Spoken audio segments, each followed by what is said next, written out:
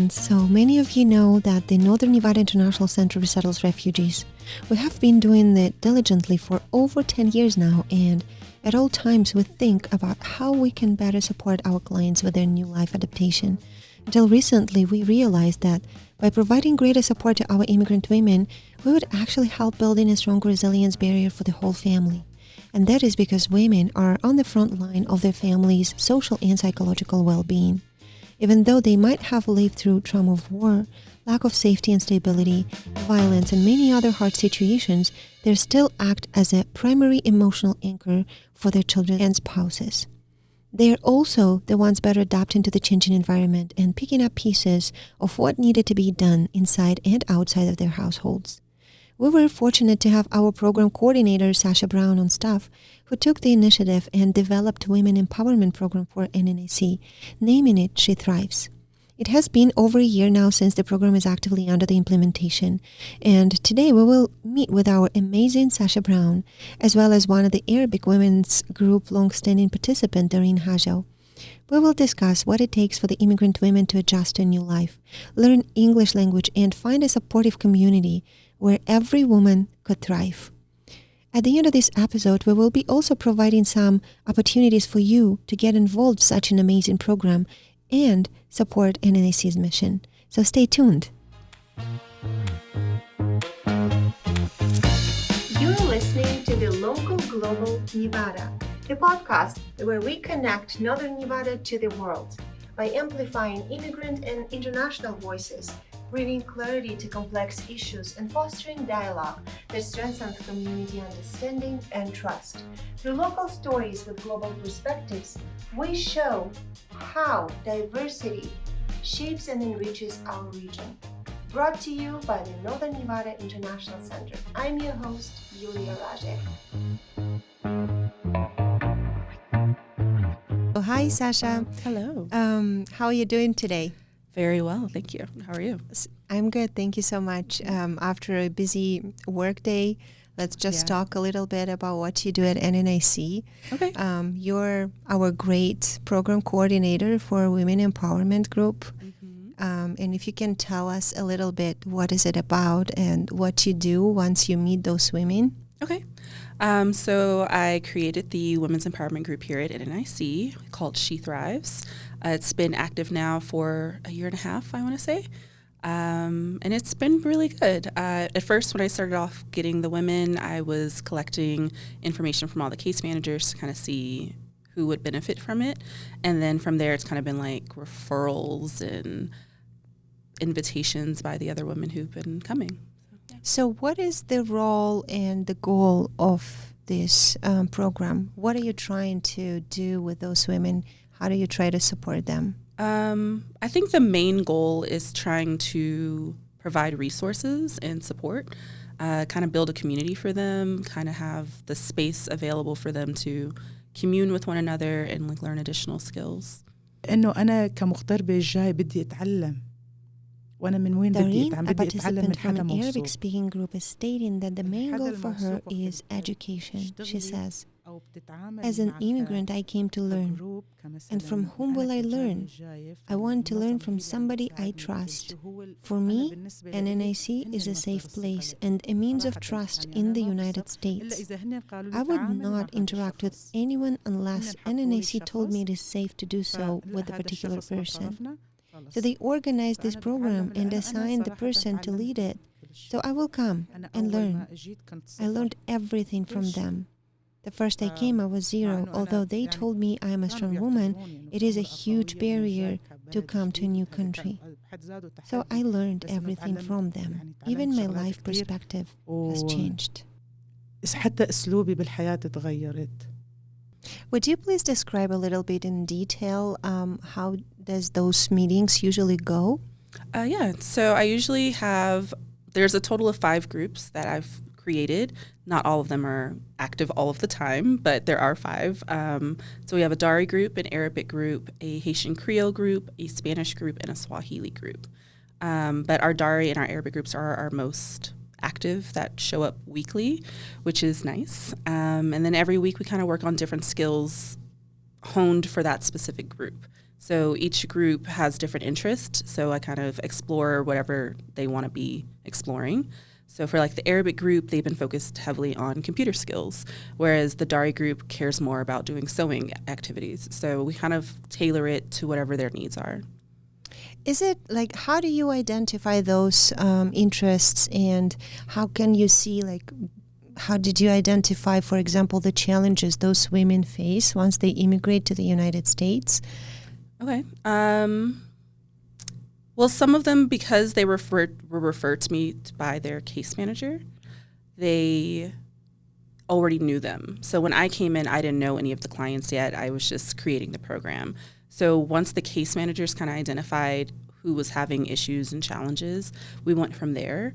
And then once the group was created, they kind of like spent time speaking to each other, and they kind of opened up about what their concerns were, where they're struggling, what their challenges are, and we just went from there. So it's very like group led. I focus a lot on what they want and what they need and the support that I can provide. هلا مثلا نحن أول ما بنقعد بيحكوا لنا إيش لازمكم في أي صعوبات أنتوا عم بتواجهوا. Doreen identifies that all their meetings are built around their needs. The women in the group literally became sisters and friends, she describes. We meet together as we are visiting someone's home. They provide us with everything we ask for. So once we asked to learn sewing, and they provided lessons. The other time we wished we could use laptops properly. They taught us that skill. They also assisted us with some English learning skills. I learned a lot of words. فكمان قدموا لنا هيك شغلات. Okay, that sounds really nice. So could you like remember some interesting stories that happened to you? Like, how did you learn about these different cultural aspects and the different interests of the women in the different groups? A specific story. Well, so for the Dari group, I don't know how appropriate this will be, I'm not sure. For the Dari group, we were talking about like women's health and like bras, and it was really interesting because they didn't know what I was talking about when I was telling how you can get sized for items at certain stores. And they were like, what do you mean? Like, who does that? Like at fancy stores? And I was like, no, like when you get a bra, you can like go and they'll like size you. And they're like, people do that? And they had no idea. Like they were shocked to hear that you can go to a store, someone will size you, and you can like get a bra that fits you. Because in a lot of their cultures, their grandmother might like pass down theirs or something like that, instead of being able to like go out and get like sized by strangers, which is, I can see how that would be really strange for a lot of people. So they thought it was really funny that is something that you could do. So wow, that's interesting. Well, I mean, since you're working with all those women, so what do you think the most challenging for them to live in the United States and to change their attitudes towards like things and behavior? Like, what is the most challenging parts? I would think it would be more the social aspect, because back home they're so used to their community. It's very community focused, and here it's not geared towards being a community the same way that it is in other cultures.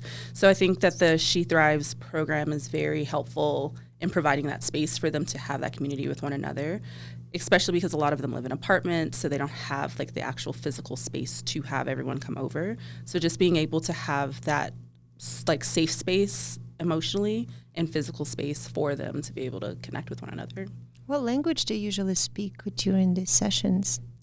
Well, I am speaking English, but we use our language bank interpreters, which is great because it provides an opportunity for them to speak their languages and not feel like they have to tailor whatever English they know to try to communicate with me.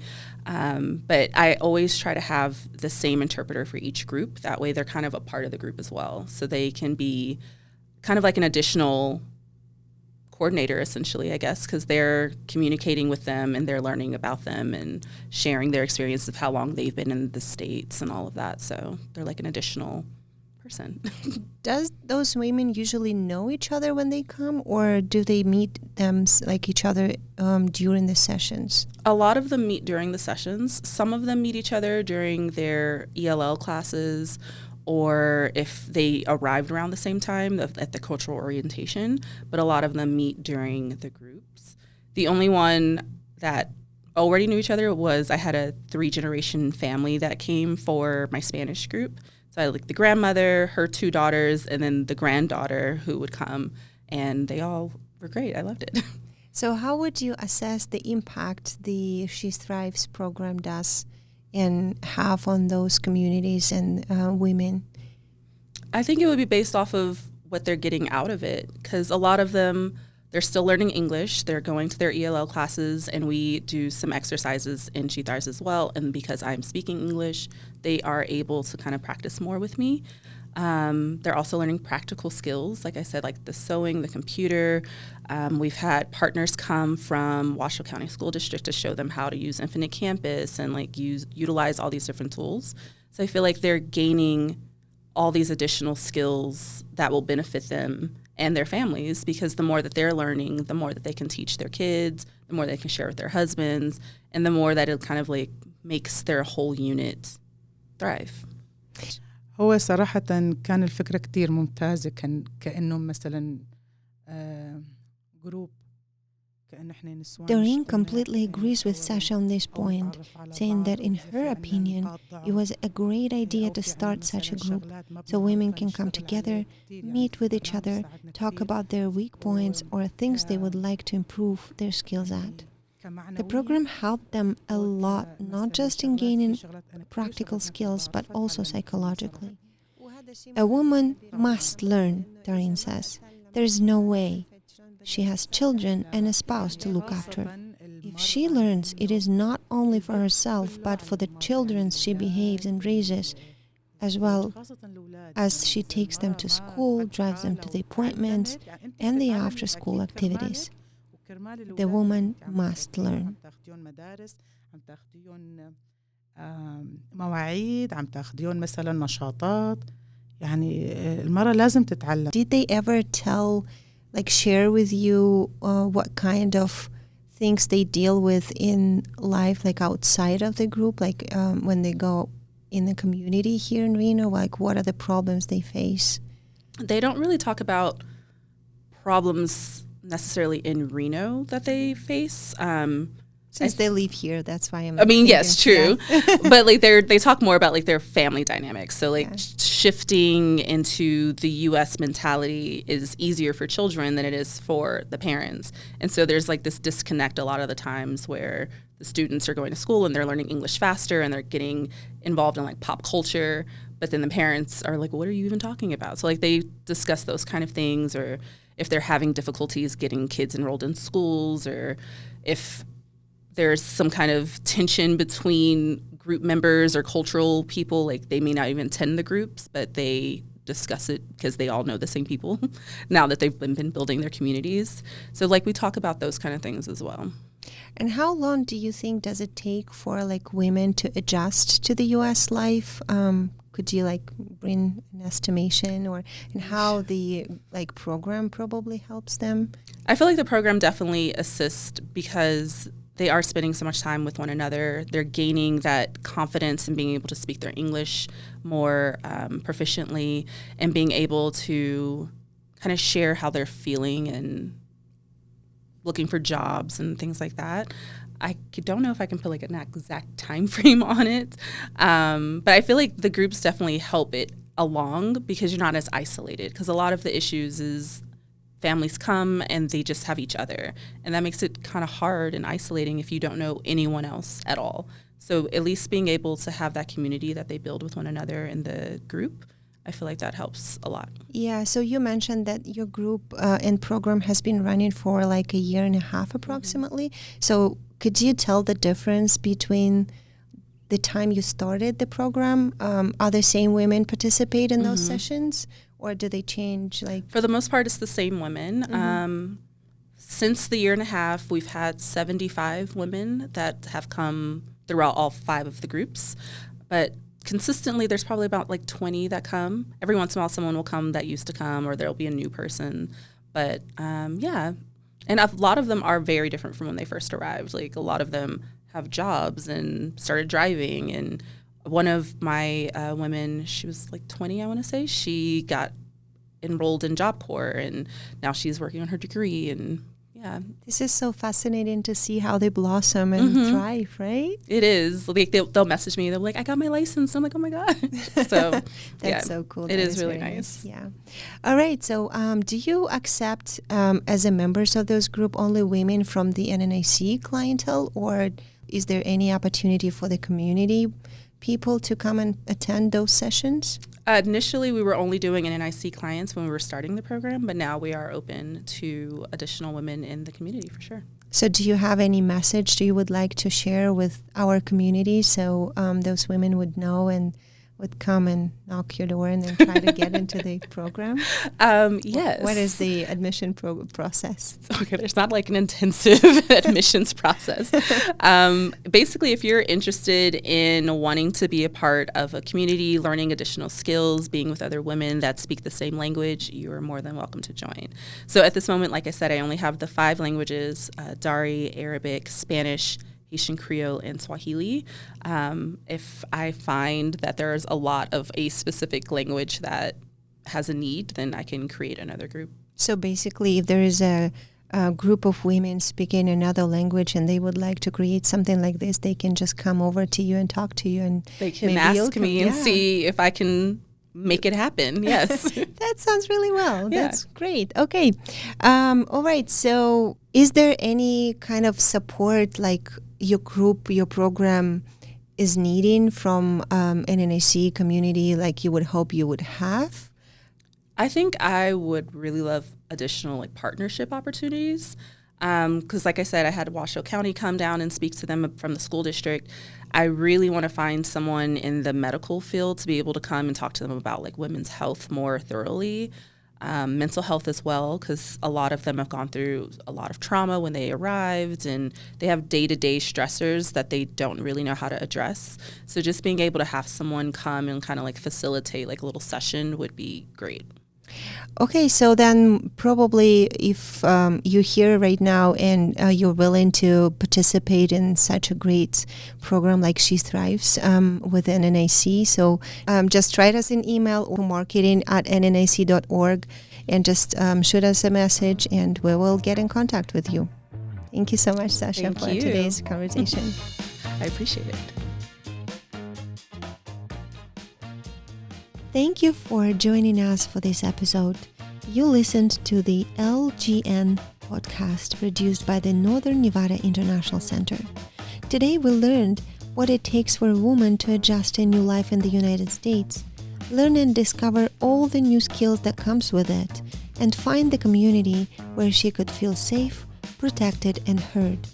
We had a great conversation with Sasha Brown, NNIC's Women Empowerment Program Coordinator, and Dareen Hajo, Arabic group longstanding participant.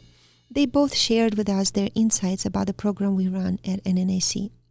If you're interested in getting involved in this program as a community partner or as a participant, please reach out to our marketing@nnic.org with your request, and we will get in touch with you about the details. Until then, thank you for listening and for being a part of the community that chooses understanding over assumptions. I'm your host, Yulia Raja, and this is LGN. We'll see you next time.